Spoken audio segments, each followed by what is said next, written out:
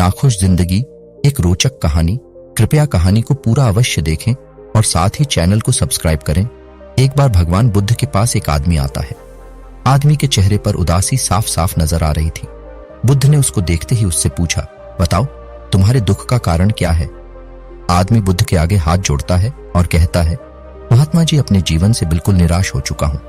मेरे जीवन में कोई भी खुशी है ही नहीं। जो सोचता हूं वह कभी होता ही नहीं। पढ़ाई कर रहा था तब सोचता था कि अच्छे से पढ़ाई करूंगा तो अच्छी नौकरी मिलेगी और ज्यादा पैसे कमाकर माँ बाप के लिए एक घोड़ा गाड़ी खरीद लूंगा, अपने पत्नी और बच्चों को प्रवास कराऊंगा। लेकिन अच्छे से पढ़ लिख कर भी नौकरी मिली तो सही, लेकिन इतने पैसे नहीं मिलते जिनसे ये सारी इच्छाएं पूरी कर सकूं। जैसे तैसे सिर्फ खाने पीने का इंतजाम हो पाता है। काम पर जाना और घर आना, बस यही मेरी जिंदगी बन चुकी है। आदमी की बातें सुनकर बुद्ध उसको पास के एक बगीचे के नजदीक लेकर गए। बुद्ध ने उस आदमी से कहा कि मैं तुम्हारी सारी समस्याओं का हल बता दूंगा, लेकिन उसके लिए तुम्हें मेरा एक कहा मानना होगा।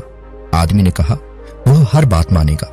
तथागत उसे एक पास के फूलों के बगीचे के पास लेकर गए। बुद्ध ने आदमी से कहा कि तुम इस बगीचे में जाओ और तुम्हें जो सबसे सुंदर फूल नजर आए उसे मेरे लिए तोड़ कर ले आओ। बस एक बात ध्यान में रखना कि तुमको बिल्कुल सीधे चलते हुए फूलों को देखना है और जो फूल सुंदर लगे उसे चुनकर लाना है। एक बार जिस फूल के आगे तुम निकल गए उसे तुम पीछे मुड़कर नहीं तोड़ सकते।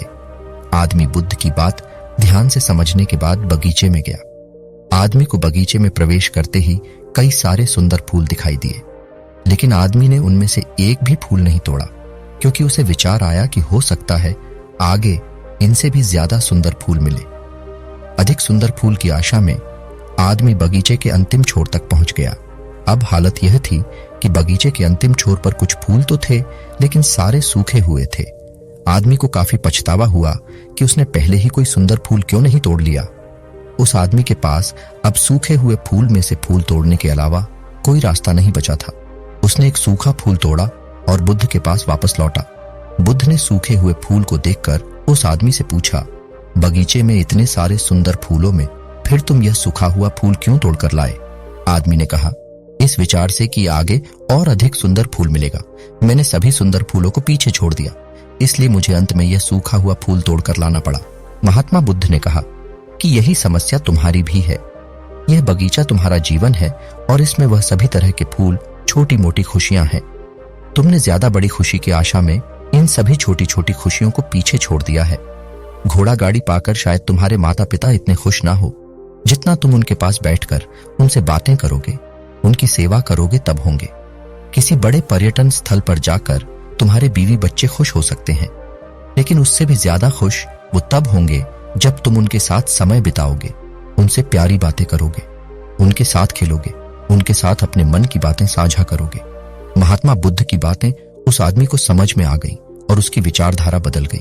वह अपने उसी पुराने जीवन में खुश रहने लगा जिसमें वह पहले दुखी रहा करता था। दोस्तों, यही तो हम भी अपने जीवन में करते हैं।